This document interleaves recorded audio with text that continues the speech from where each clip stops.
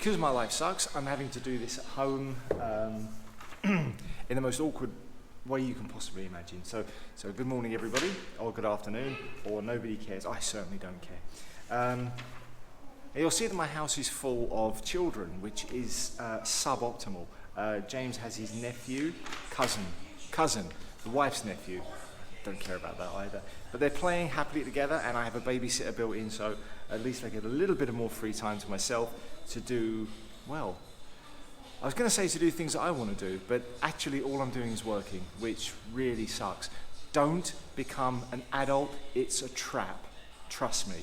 Okay guys, so we're going to move on to the next section in the book, which is even worse than the last section in the book. We're going to be looking at reports. So Unit 7 if you've got the book. If you haven't got the book, I wish I didn't have the book. 211 reports. So by the end of this unit, you should be able to listen to take notes. Now, I assume you can already do that because you have a functional brain between your ears. And I don't think the book even actually covers that, so it's really stupid they put this stuff. Read and understand a variety of information reports. Now, we've done information reports to death. I'm sorry about this. The book is going on and on, covering the same material over and over again, and I know we're all bored with it. In fact, explanations is just information reports under a different title, so effectively we're doing the same thing again that we were doing last month.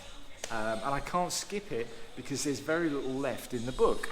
And because we have another teacher doing grade 11, and he's not working in my campus anymore, and he's not listening, so we're going to have to do this the old-fashioned way, work our way through. Hopefully we'll be back to school soon, because the next section in the book after this is persuasive texts, and I would really love to do that in a proper classroom environment so we can set up some kind of debate in class, or maybe even against other classes, which would be perfect. So hopefully we'll be able to do that in class. So hopefully, lots of hopefullys, after Khmer New Year, this might end, and we can come back and we can teach properly face to face, and we can finish grade 11 properly the way it's meant to be. Lots of hopefullys. You'll be able to read and understand a variety of information reports. They don't even pretend that this is something different. Use language for comparison and contrast to show cause and effect. We've done that before. Present a news report. We might do that. We'll see how this goes in the book. A lot of people have been moaning about videos, making videos. I know it's a lot of effort, and I know it's a bit of a challenge, but it is a really great way of pushing your skill set forward. I can't think of another way that's better to get you guys working together towards a common goal of creating an information report. So unless we can come up with something more interesting and challenging, I think we're probably going to do another one at the end of this month, if we're still in class for it. Verify information. We'll have to see what there is in the book about verifying information. I've actually had some ideas about games where we can maybe play online and verify information. So we might be able to do something with that. While you're locked down. Somebody suggested me a game that they play in Japan in conferences, so business people actually play this game, and I think we might be able to polish it into something we can actually play in class, so we'll see. And then use tables, diagrams, graphs and illustrations. We might do that. We might be able to do more graphics and illustrations into a YouTube video, so we might be able to change the format into something different. We'll see what happens. So, reports. So let's have a look what the book says. So page 212, the book hasn't got much to say. Reports provide factual details about a specific subject.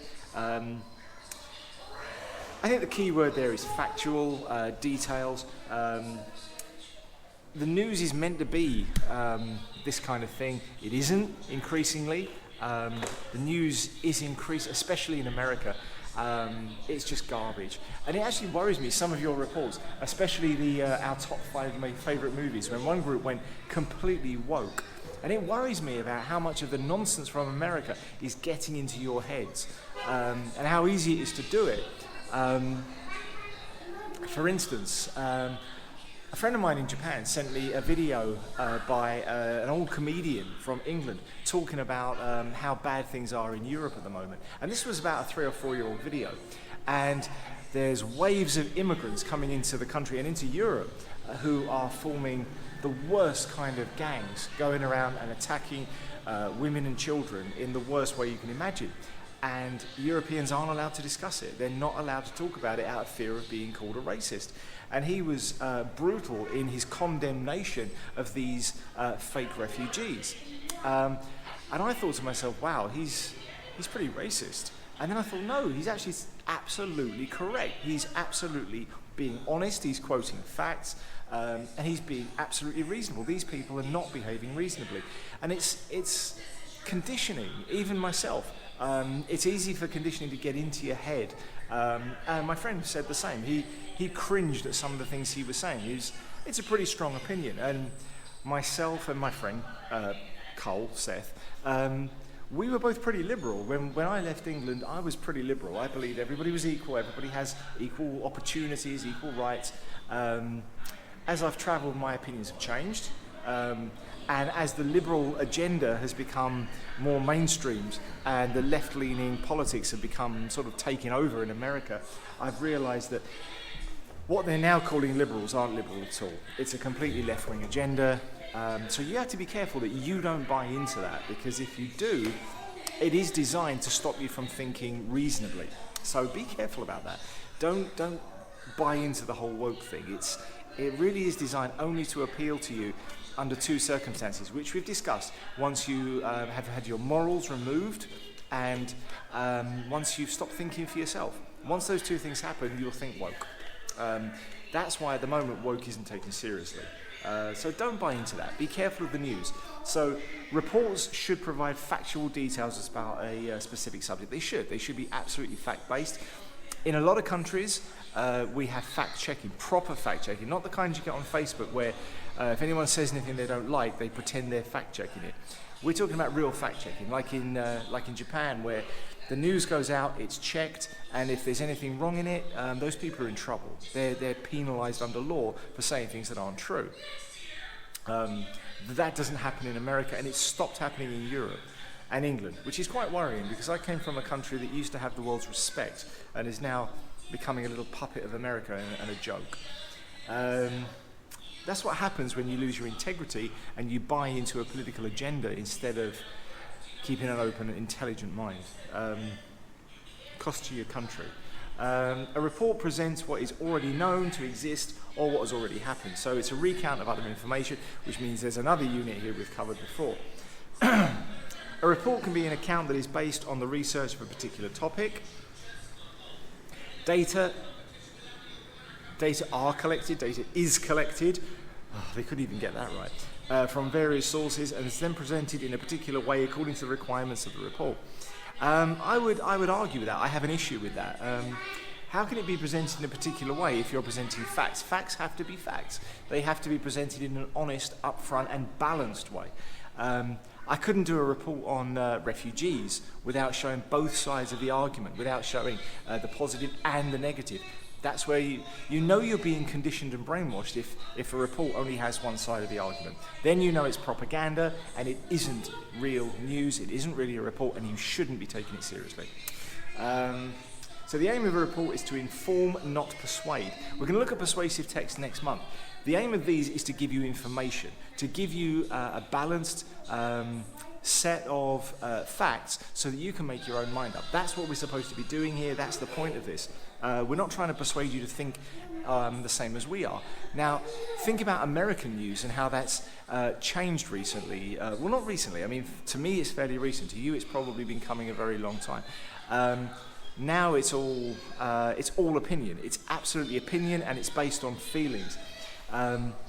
It's now illegal to upset people's feelings in parts of England and Europe. It's illegal to offend somebody, and these people want to be offended. They're looking to be offended if you say anything that they don't like. And these people are, again, left-wingers who have stopped thinking for themselves and have had their morality stripped away from them. So they're going to be offended at anything that questions their worldview. And their worldview is that they should be allowed to be correct, and you're not right. Only what they say is true. They're going to be offended all the time. And we're not allowed to offend them now under punishment of law. So that's a very, very serious issue. That needs to stop. We need to get rid of our garbage politicians like Biden. Biden is already falling to pieces. America is falling to pieces. Biden is looking worse and worse every day. He's doing press conferences where people are laughing at him. The world is laughing at him. He did one a few days ago where he literally just stopped talking and couldn't remember where he was. This is insane. This is insane. He cannot be the leader of the free world.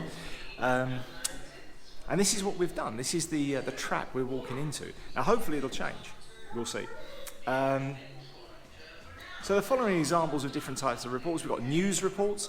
I would argue that not many people are putting out news reports anymore. Mostly now it is propaganda and it's very, very biased.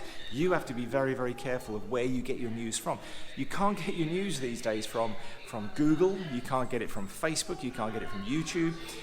You have to be incredibly careful where you look for news now. You've got to go to minority sources. You've got to go to alternative search engines. Newsletters. These are usually news from a very small group. For instance, my website has a newsletter attached, and the only news you're going to get on it is news about our website, our books, that kind of stuff. You're not going to get news from around the world on it. We're not interested in that. We're just newsletters about, yep, we've written a book, and here it is. So newsletters are a very small piece of reference.